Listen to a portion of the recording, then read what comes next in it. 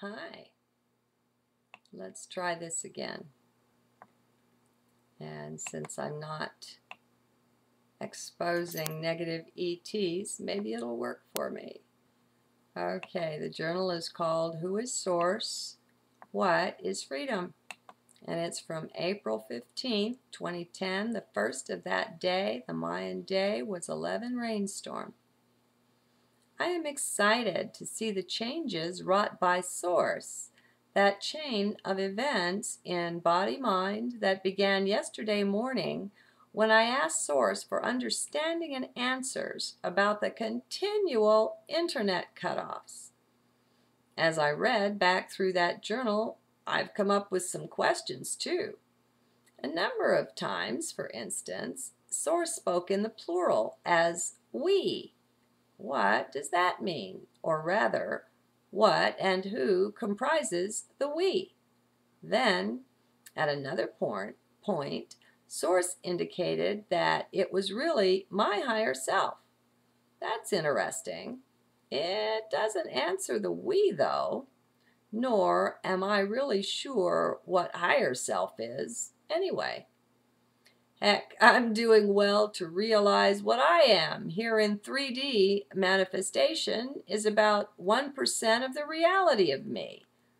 This is, as far as I can tell, a little more than just a focus of will and intent, focalized in this body-mind being.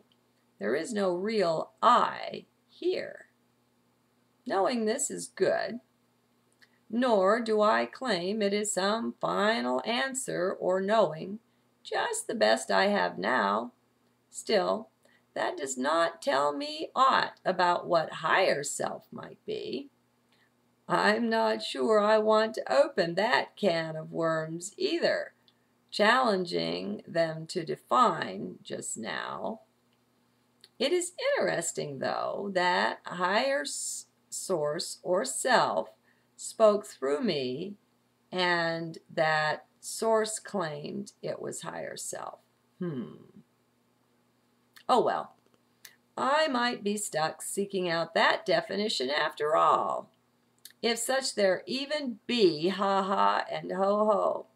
Definitions are never right, nor do they ever work for long. They suffice, though, as the best one can grasp or do at one point in time-space. But back to the changes wrought yesterday. I was unable to journal for the rest of the day. Well, not unable precisely.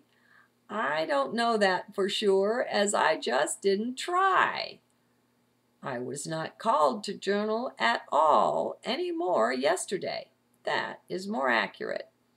I did sense the changes ongoing within.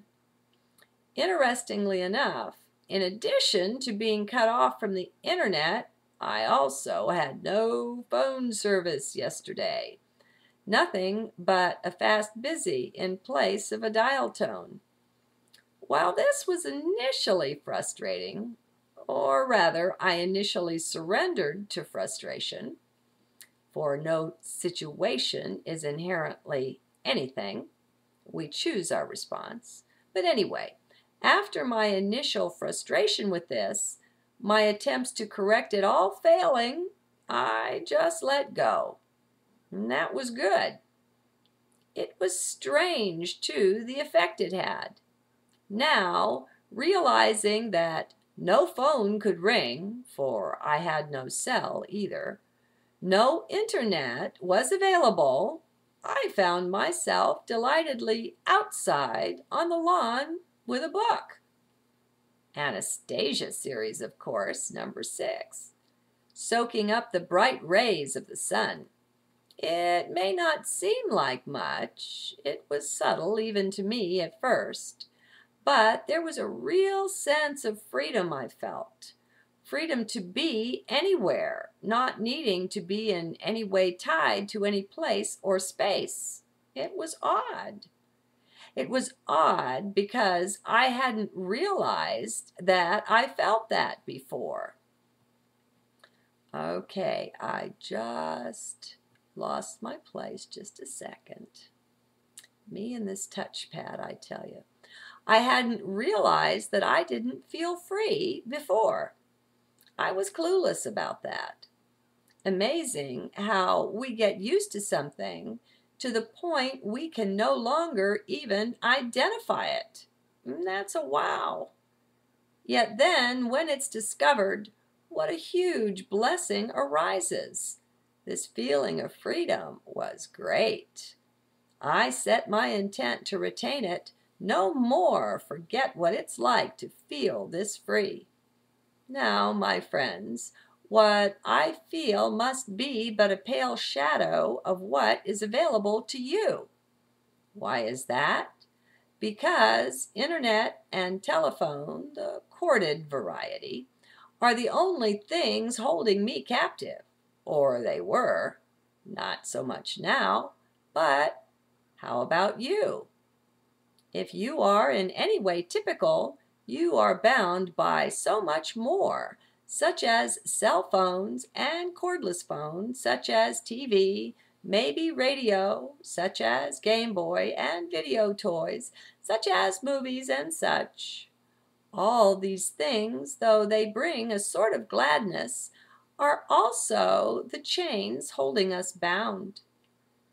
Yet there's no way to tell this without experimenting yourself. No one can prove this for you but you. It's worth at least pondering, what?